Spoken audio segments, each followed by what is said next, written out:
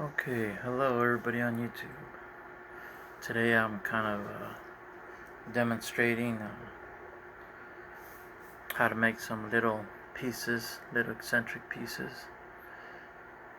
out of copper. Got a little shield right here, as you can see. There you go, the light's pretty good on it. Let me show that one again. See, right there.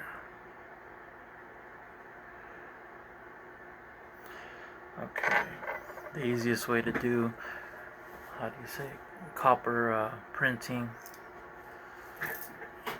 Get a piece of copper and some metal shears. I prefer the long ones, not the ones that have the little teeth on it, because that also messes up the copper. Just cut it out to a blank on what you want to do, and I like to cheat a little bit. I get washers. I use all kinds of material. This is just a roofing ingot. Holds the tarp paper down. Again, the best thing you can do for if you're a beginner. This is just a 16 nail. I grinded the point down, made it into a little round point. Again, the other day I was making my own tools. I got these at the local Hobby Lobby, and the steel is from a bed frame. I just cut little strips out of it and then bend them in the way I wanted them. And again, this right here is pointed, but it's not too pointed. It's rounded off at the edge. And this one right here, this tool, you can see it's beveled. Okay, so you can do some lines if you're tapping. The best thing you can do on the copper ingots is don't put no pressure, just kind of let it sit and just go. Okay, the same thing will be with your little pick. Just hit. That'll work right there. I sometimes would prefer to use just a straight 16 nail. I'm working on another shield, which I'm gonna put a red glass in the middle right here. As you can see, hold on. I gotta get the light just right.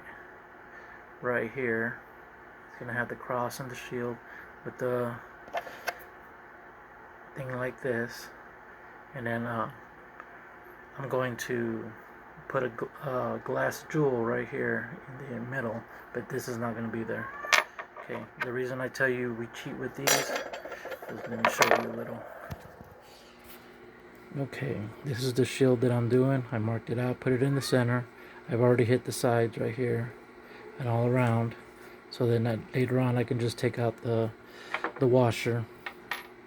Okay, and then the jewel is going to go right here on the copper part. And I'm gonna tap all this around.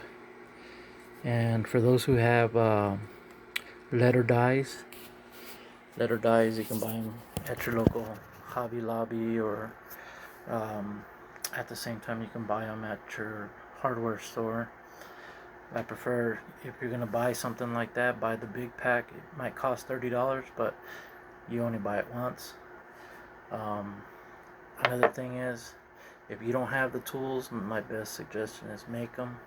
They're not that hard to make. Just get a blowtorch, heat up the steel, and then just tap it on your small little vise. And okay, so that's for the first part. And again, this is the way it'll come out in the end, nice and shiny. The reason I do these is because I like to make these and use them for my canes. It makes a really, really, really nice accent piece. Again, I will show you on my next video what my shield comes out like, and then I'll show you what it's going to be going to, so you kind of get the idea. Sometimes little accents like that will bring out something so simple, make it look really, really nice. And since you put a lot of work into it, handmade, you want that piece to stay good forever. If you're a beginner, I would suggest don't go buy the real thin sheet copper. I buy the 6x10 copper coil. It's going to be in your hardware store for roofing also. Oops, there we go. Again, thank you for watching. I'll show you guys in a little bit what part 2 will look like after I'm done hammering. And the hammering also, it just depends on how high you want your dents to be. Some prefer, or how should I say, some are real perfectionists, so they'll tap real lightly. However, if you tap lightly, you're going to put a ton of work. If you tap with enough force, you're going to get that big dent on there. And then afterwards, you can go back on it and then smooth it all out. So you'll have a lot of little dents on there, which will create the accent piece. Another thing that I will tell you is it doesn't matter if you didn't get it entirely straight. However, you will get results like this. Okay, and it's really nice. This is a medieval Templar shield. It's kind of a family crest, but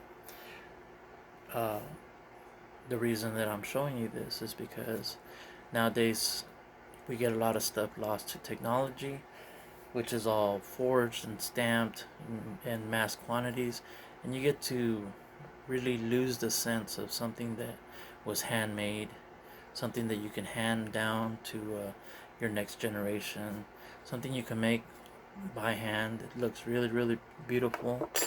At the same time, you want to keep it forever and then hand it down to the next generation for them to hold on to. And again, I will show you in my next video what I'm talking about. And for right now, thank you and goodbye.